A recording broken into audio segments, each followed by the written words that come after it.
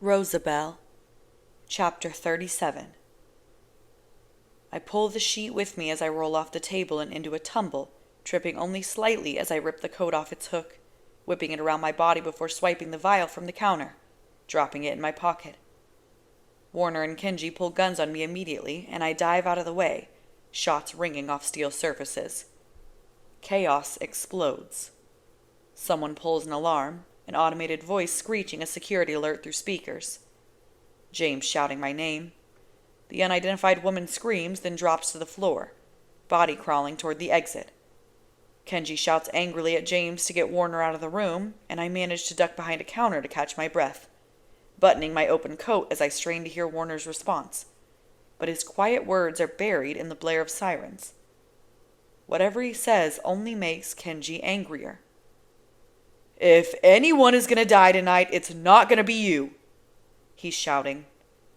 "That kid is not gonna grow up without a father, James. I swear to God, if you don't get him out of here, I will shoot you in the face myself." I dart past a supply cart, swiping an armful of tools as another gunshot whizzes past my head. The door swings open before slamming shut, and suddenly it's me and Kenji, and my heart is beating in my throat. I have no idea what I'm up against. He, like the other rebels, might have some unstoppable preternatural power. Still, somehow, my hands are calm. "The building is shut down, Rosabelle," says Kenji casually. I hear his footsteps circling. "Why don't you come out with your hands up so I can get a straight shot at your heart? Make sure you stay dead this time." I dive behind another counter, throwing a brain knife at Kenji before launching myself behind a nearby cabinet. I hear his explosive, muttered curse when the knife makes contact, but there's no time to experience relief. My small victory only infuriates him. He shoots at me more aggressively, the ricocheting sound of metal all but shattering my eardrums as I run barefoot, whipping a chisel at his chest as I go.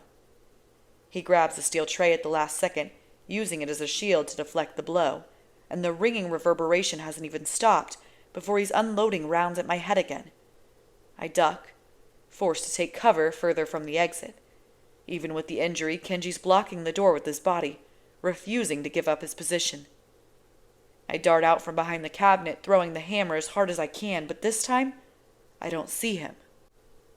In the seconds the hammer hurtles toward the empty doorway, time seems to expand and slow down. I scan the area as if in slow motion, and when I can't catch a glimpse of him, I decide to make a run for the exit. But he suddenly materializes like magic, whipping the tray in his hands like a baseball bat. Steel connects with steel, the deafening sound ringing in my teeth. The hammer launches back in my direction, and it hits me in the ribs so hard I see sparks, the pain forcing me to cry out. Grasping my side, I dive for cover. "Feels good, doesn't it?" he says. Then, "What's in the vial, Rosabelle?" My breaths are coming in harsher, the agony in my abdomen blooming. Kenji apparently can disappear. This is bad.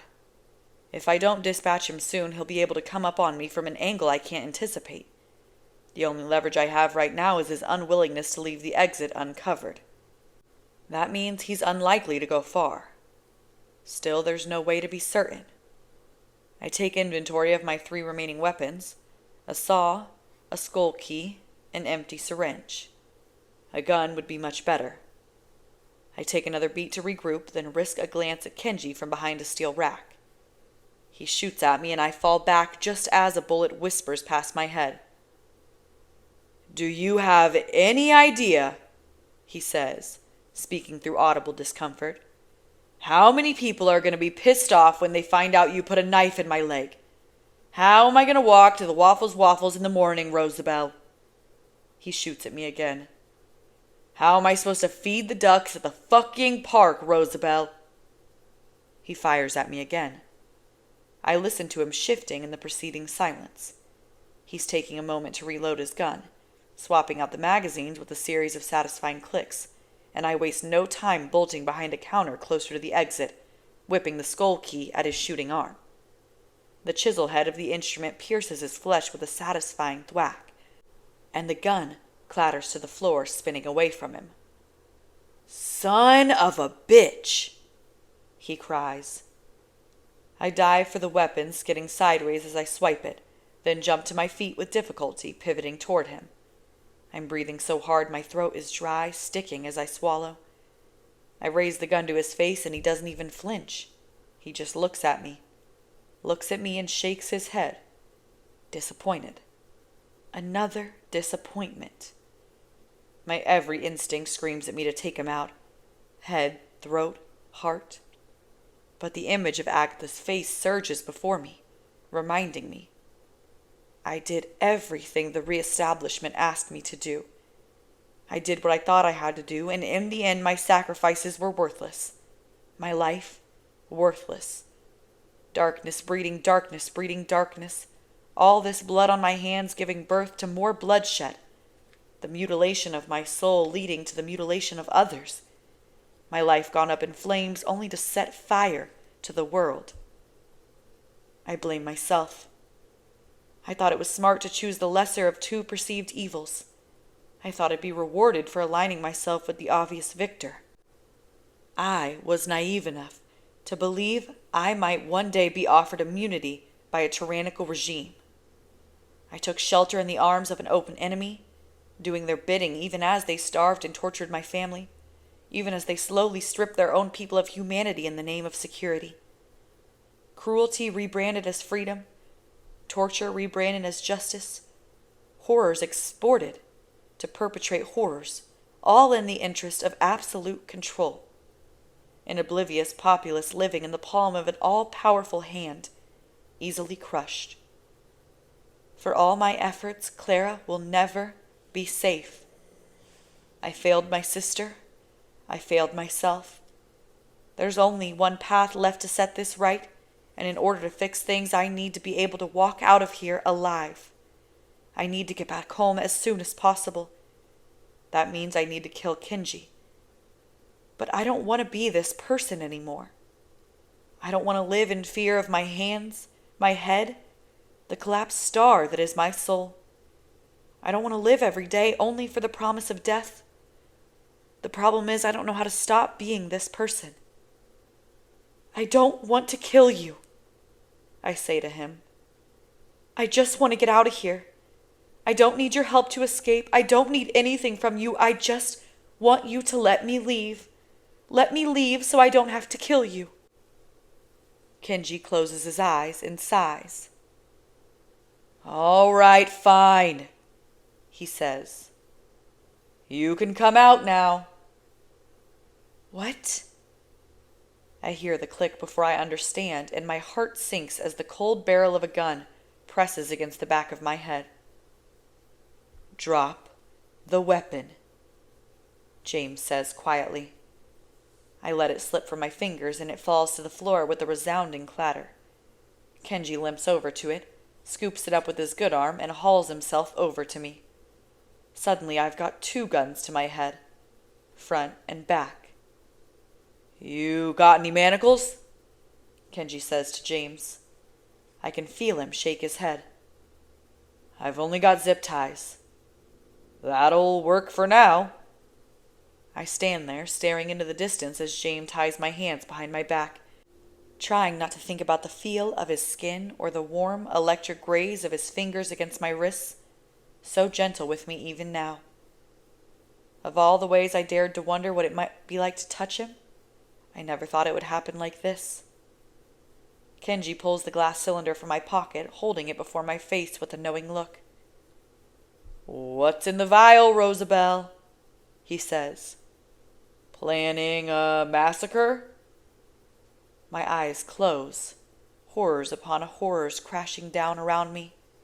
Images of Clara crowd my head, reminders of a night still unprocessed, threats still unresolved. No matter what I do, I lose. Warner is preparing a cell for her at Supermax, says Kenji. Can you handle getting her there? She's a flight risk. You're gonna have to take the tunnels. Supermax. Maximum security prison. Yes. James says darkly. I can handle it. The molten fury of his voice whispers across my skin, sending chills coursing through me. I still haven't seen his face. I have no idea what he's thinking. I'm calling for backup just to be safe, Kenji says. I don't need backup. Kenji laughs like this is absurd. I'll make sure Samuel meets you underground. He'll bring the manacles. James takes a tight breath. I can practically feel his irritation even as he agrees. Then he says, You gonna be okay? And for one delirious moment, I think he's talking to me. I'll be fine, says Kenji. Don't worry about me.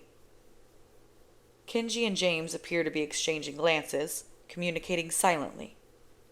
All right, then, get her out of here, Kenji says, nudging my forehead with his gun as he steps back.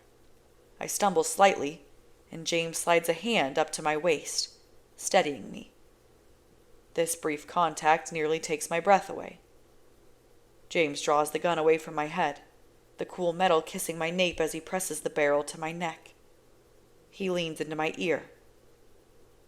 I warned you, he says softly, and I stiffen, my heart stopping. I told you if you hurt my family, you'd meet a very different version of me. Try anything with me tonight and I will take you apart, Rosabelle. Do you understand? I will fucking destroy you. I don't care who you report to back at home. Right now you take orders from me. His hand is still on my waist, his mouth so close to my skin. I don't even know what's happening to me anymore. I've been craving this kind of closeness with him for so long, I can't tell the difference between pleasure and fear. My skin is hot. My head is hot. I can't catch my breath. Are we clear? He asks, his whisper grazing my cheek. I close my eyes, exhaling the word. Yes.